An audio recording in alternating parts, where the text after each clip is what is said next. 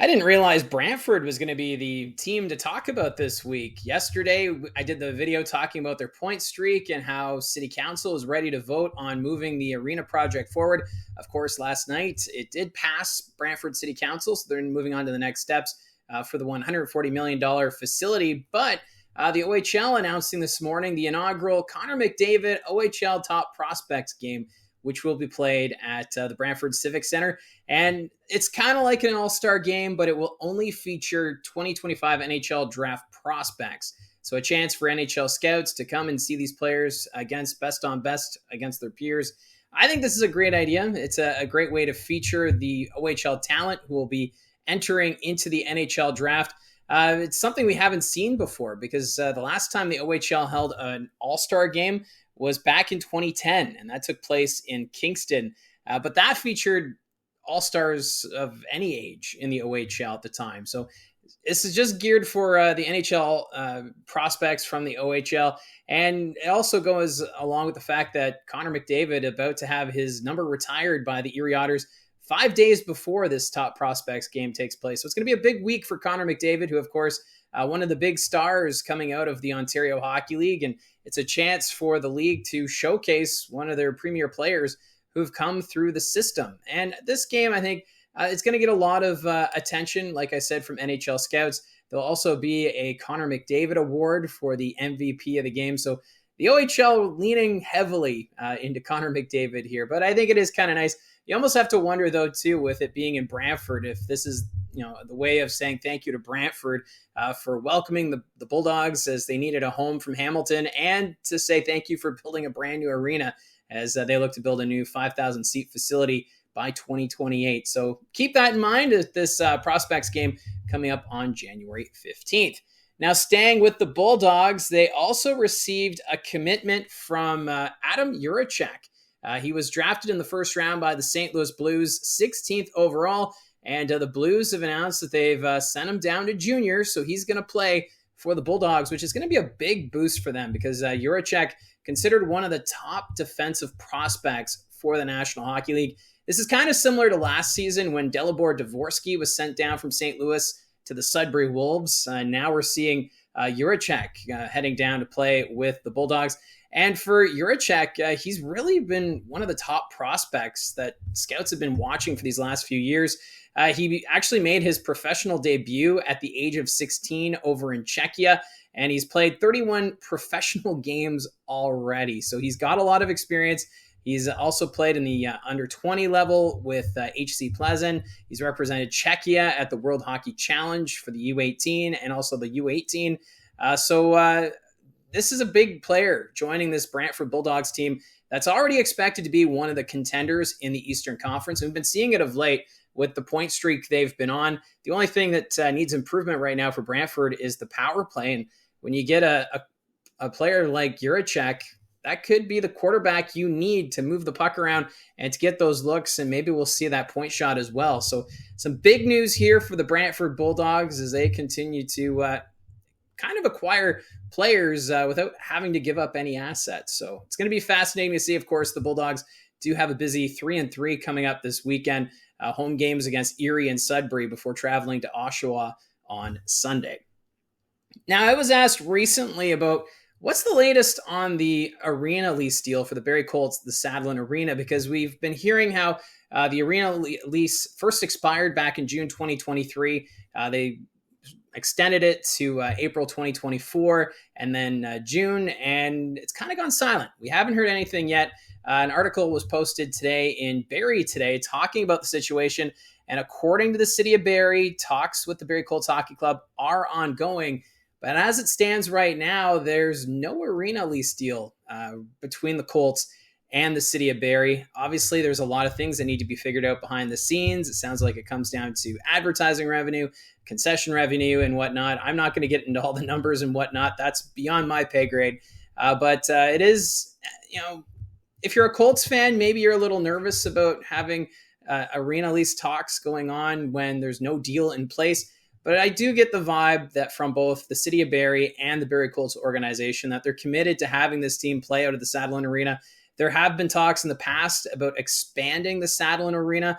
Obviously, that's going on in the background as well. So we'll wait and see if that in fact does happen. But as it stands right now, no arena lease for the Barrie Colts. So we'll see what happens next. The city continuing to have the negotiations. That's what they've confirmed. Also, the Barrie Colts saying that they're in talks with the city of Barrie. So we'll see where it goes from here. It is a situation, I think, just to keep an eye on, just to see where this goes.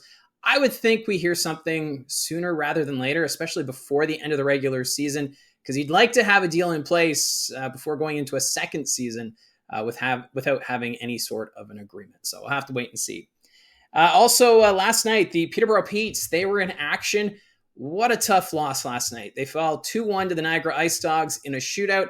As a result, their losing streak has now reached 13 games. 13 games without a win in the 2024-25 regular season. But what is good to see is that this Petes team, they've kind of stepped up their game. They're a little more competitive of late. 2 out of their last 3 games have gone into overtime, so they've ended in a shootout. They had a shootout loss on Saturday against the Brantford Bulldogs, and now the shootout loss last night to the Niagara Ice Dogs. And for the Bulldogs and the Ice Dogs, both teams near the top of the Eastern Conference standings. So the Peterborough Petes, I think they're going to get a win sooner rather than later. They also had a lead going into the game late against Oshawa on Sunday. They ended up losing that game 7-5, but there are some positive signs here for the Peterborough Petes. Now, their season schedule doesn't get any easier. On tomorrow, or on Friday rather, they travel to Kingston before hosting Oshawa on Tuesday, and then they do the West Division swing through Saginaw, Flint, and Windsor in a couple of weeks. So the schedule is not going to be easy here for the Peterborough Petes, but they are putting in the effort. And they were really close last night to getting the win against Niagara. I ended up tuning in to watch that one because I was really curious to see if the Peterborough Petes could snap that losing streak. They had some great chances, but in the end, it was the Niagara Ice Dogs with the victory.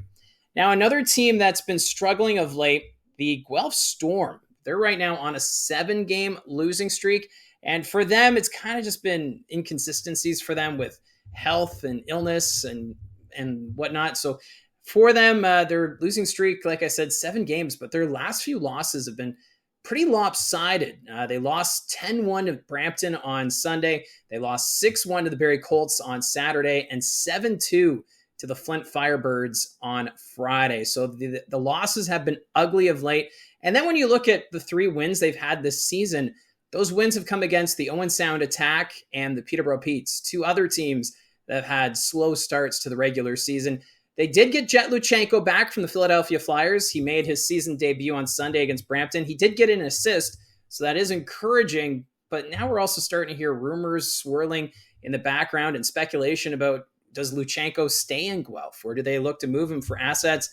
At this point, I think we can probably calm down on the speculation about a Jet Luchenko trade, because that's the last thing the Guelph Storm need right now is more speculation and distractions away from the ice. Is this team looking to turn things around? You've got a new head coach in Corey Stillman who's still trying to put a game plan in place, but it's hard to put that system into place when you're dealing with injuries and illness. So the Guelph Storm, they should turn things around at sometime soon. They've got the talent.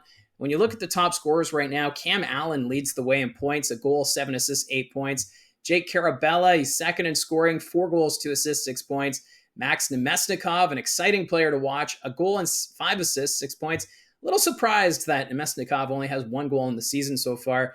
Then you have Vilmer Ulrichsen. He's missed some time recently. He has 3 goals, 2 assists, 5 points.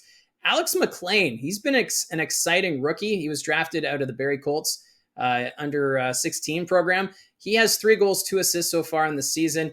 And then you got Will McFadden, 2 goals, 2 assists, 4 points. Hunter McKenzie, 2 goals, 2 assists, 4 points. Carter Stevens, a rookie, a goal, 3 assists, 4 points. Charlie Paquette, a goal and 3 assists. And rounding out the top 10 in scoring right now, Leo Serlin with a goal and 3 assists for 4 points. So this is a Guelph Storm team that has some pretty good talent. Obviously, I don't think many thought Guelph would be a contender this year in the Western Conference, but you kind of thought we'd see a little bit more than what we're getting right now, especially when they only have 3 wins so far in the regular season. And their schedule about to get a little tougher too. They're going to be doing the East Division road swing. They're going to be in Ottawa and Kingston this weekend. A chance there to snap this losing streak, I would think. Ottawa, they've been struggling a little bit of late. While Kingston, they've been playing a little better, and they're the high-scoring team right now. in the Eastern Conference. So we'll see what happens for the Guelph Storm. And like I said, I think we can hit the brakes a little bit on the Jet Luchenko situation. I don't think that's what the team needs right now, is to have the speculation swirling about a possible trade. I know there's a lot of contenders who would like to add Luchenko to their lineup, as he is a top-notch forward in the Ontario Hockey League. But for the Guelph Storm, it'd be great to see them turn this losing streak around, and maybe that's what we'll get this weekend. So that's how I see it from the booth. I know there's a lot of items going on right now, but just wanted to do this video. Let me know in the comments section down below your thoughts on any of these news items. Don't forget to hit like and subscribe. Talk to you soon.